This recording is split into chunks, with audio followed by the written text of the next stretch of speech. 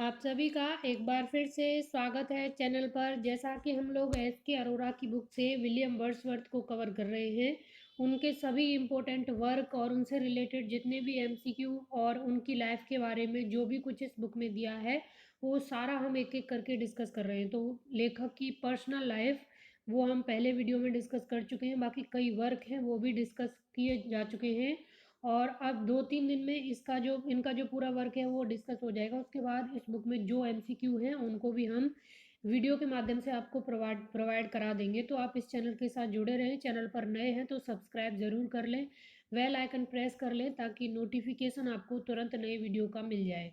अगर आपको vocab quiz में हिस्सा लेना है तो आप हमारा टेलीग्राम चैनल है वो ज्वाइन कर सकते हैं, जिसका लिंक आपको नीचे डिस्क्रिप्शन बॉक्स में मिल जाएगा। वहाँ पे फ्री ऑफ कॉस्ट आपके लिए वोकेब क्विज है वो चल रही है। सिनोनिम्स पीवाईक्यू है वो ख़त्म हो चुके हैं और एंटोनिम्स फिलहाल चल रहे हैं और पहली सीरीज में हम लोग पीवाईक्यू कवर कर रहे हैं पूरे वोकेब के। फिर उसके बाद हम नॉर्मल लुइस है उसको कवर करेंगे, तो उसको आप ज़रूर ज्वाइन कर लें।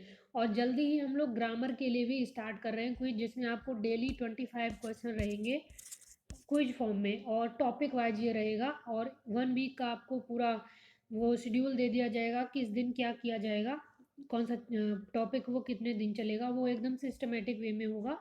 तो उसकी जानकारी भी आपको उसी ग्रुप में मिल जाएगी, तो आप उसको ज्वाइन करना बिल्कुल ना भूलें, क्योंकि लिटरेचर तो सबने लगभग बराबर पढ़ी होती है और सभी यूट्यूब चैनल भी लिटरेचर पर ही ज़्यादा फोकस करते हैं। ग्रामर की प्रैक्टिस और वोकैब प्रैक्टिस पर बहुत कम सबका फोकस रहता है। इसीलिए हम लोग ग्रामर और वोकैब की प्रैक्टिस अपने ग्रुप में करा रहे हैं, आप वहाँ ज़रूर जाके जुड़ें और यूट्यूब पे भी जल्दी कराएंगे। तो चलिए शुरू करते हैं। आज हम लंदन 1802 बहुत ही महत्वपूर्ण पोएम है वर्ड्सवर्थ की, उसको डिस्कस करेंगे। तो लंदन 1802 इसका अनदर टाइटल है to Milton. London 1802 to Milton was Wordsworth sonnet. तो ये वर्ड्सवर्थ की एक महत्वपूर्ण सोनेट है। वर्ड्सवर्थ इन्वोक्स मिल्टन, इसमें इन्वोक्स करते हैं यानी आह्वान करते हैं वर्ड्सवर्थ मिल्टन का। Milton stand for lofty ideals. जो मिल्टन थे वो अपने बहुत ही महान विचारों और यानी आदर्श विचारों के लिए जाने जाते थे। The poet feels that Milton should be alive at this time. तो लेखक को लगता है कि मिल्टन को वर्तमान में यानी प्रेजेंट टाइम में होना चाहिए था। People have lost inward happiness. लोग अपनी आंतरिक खुशी भूल चुके हैं, खो चुके हैं। Love of freedom and virtue are no more found in the people.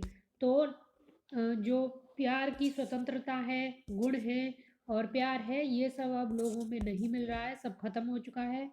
Watt remains is the selfishness of the people. अब बस क्या बचा है, तो बचा है तो केवल स्वार्थ बचा है। बाकी सभी आदर्श हैं और गुण हैं वो मनुष्यों के खत्म हो चुके हैं। The country has become marshy land. और जो कंट्री है वो मार्सी लैंड में तब्दील हो चुकी है। मार्सी लैंड क्या होता है, जिसमें कुछ भी जो बहुत ही खराब ज़मीन होती है जिस पर कुछ नया उगता नहीं है नए, तो वहीं यहाँ पे जो उनका विचार है कि ऐसा मार्सी लैंड बन चुका है देश के, इसमें कुछ नए विचारों नए आदर्शों का वो इन्वेंशन है वो नहीं हो रहा है। Milton can raise them again. तो मिल्टन को उन्हें फिर से उठाना चाहिए। He can give the people manners virtue freedom and power. वह लोगों को मैनर्स गुण आदर्श स्वतंत्रता और पावर ये सब कुछ सिखा सकता है। He is a star that dwelt by itself without equal.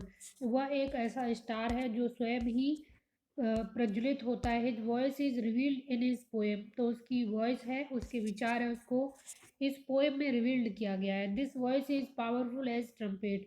और उनकी जो वॉइस है वो एक ट्रम्पेट होता है बजाने वाला, कुछ ऐसे तुरही टाइप का, तो उसको बोलते हैं ट्रम्पेट। उसकी बहुत आवाज़ है, बहुत पावरफुल तीखी होती है, तो उसी की तरह मिल्टन की आवाज़ है। The poet concludes saying that Milton should come again to reform the people। तो यहाँ पे जो पोइट है वो कंक्लूड्स करता है कि मिल्टन को वर्तमान में आना चाहिए फिर से, और फिर से सुधार है वो करना चाहिए लोगों में। This sonnet is a tribute to Milton. तो ये सोनेट है, ये मिल्टन को ट्रिब्यूट है। First it is published under the title to London 1802। तो ये पहले इस टाइटल से पब्लिश हुई थी, to London 1802, but Wordsworth changes its title to Milton. लेकिन वर्ड्सवर्थ ने इसके टाइटल को बाद में चेंज कर दिया और क्या कर दिया, टू मिल्टन। तो इसका टाइटल है वो टू मिल्टन कर दिया गया था। Milton should Milton thou should be living at this hour. England hath need of thee. She is fair of stagnant waters. We are selfish men. Oh, raise up, return to us again. Thy soul was like a star and dwelt apart. तो यहाँ पे लेखक कह रहा है कि Milton, तुम्हें वर्तमान में इस समय में जीवित होना चाहिए। इंग्लैंड को तुम्हारी बहुत ही आवश्यकता है। तुम यहाँ पर बहुत ही ज़रूरी हो। यहाँ पर हम लोग बहुत ही सेल्फिश हो चुके हैं और तुम फिर पुनः खड़े हो जाओ और दोबारा से वापस आओ। और फिर the Saul was like a star and dwelt apart, और उसकी जो आत्मा है एक सितारे की तरह दूर चमक रही है। तो ये सब इसमें कवि ने कहा है, लेखक ने कहा है। तो ये जो एस के अरोरा की बुक में दिया था टू मिल्टन, तो उसके बारे में है। बाकी ये कंपोज हुई थी 1802 में, पब्लिश हुई थी 1807 में, और ये एक सोनेट है।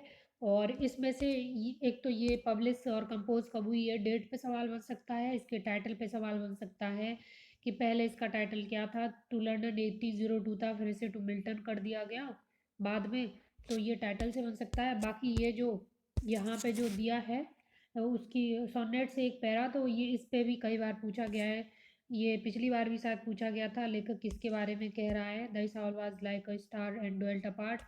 तो ये यहाँ से भी एक लाइन पूछी जा सकती है कि किसके बारे में लाइन है या किस सोनेट से ली गई है विलियम वर्ड्सवर्थ के। तो यहाँ से यही सवाल बन सकते हैं, इसके अलावा कुछ भी सवाल इससे नहीं बनेगा। और बाकी अब नेक्स्ट वीडियो में हम लोग नेक्स्ट वर्क है वो देखेंगे। तो आप इस चैनल से जुड़े ज़रूर रहें। चलिए नेक्स्ट वीडियो मिलते हैं, धन्यवाद।